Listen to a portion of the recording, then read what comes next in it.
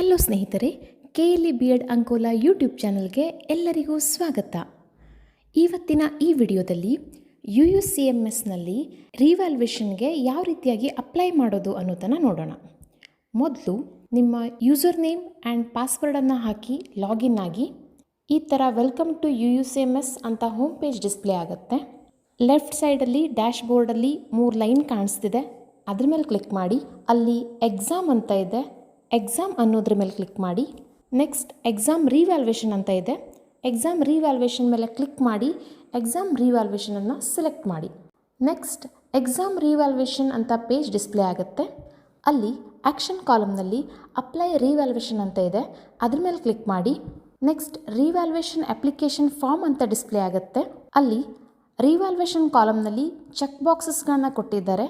ನಿಮಗೆ ಯಾವ 2 paper revaluation ಹಾಕಬೇಕೋ ಅದ್ರ ಮೇಲೆ ಕ್ಲಿಕ್ ಮಾಡಿ. ನೆಕ್ಸ್ಟ್ ಇದೇ ಪೇಜ್ ಕೆಳಗಡೆ ಪೇ ಫೀ ಅಂತ ಇದೆ, ಅದರ ಮೇಲೆ ಕ್ಲಿಕ್ ಮಾಡಿ.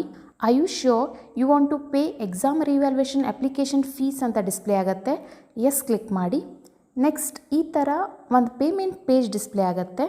ಇಲ್ಲಿ ಕೆಳಗಡೆ ಪೇಮೆಂಟ್ ಮೋಡಲ್ಲಿ ಪೇ ಯೂಸಿಂಗ್ VPI ಅಂತ ಇದೆ, ಅಲ್ಲಿ ನಿಮ್ಮ UPI ID-ಯನ್ನು ಎಂಟರ್ ಮಾಡಿ. ನೆಕ್ಸ್ಟ್ ಪೇ ನೌ ಅನ್ನೋದ್ರ ಮೇಲೆ ಕ್ಲಿಕ್ ಮಾಡಿ ಪೇಮೆಂಟನ್ನು ಮಾಡಿ.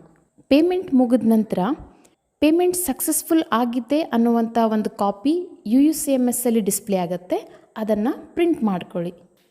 Thank you.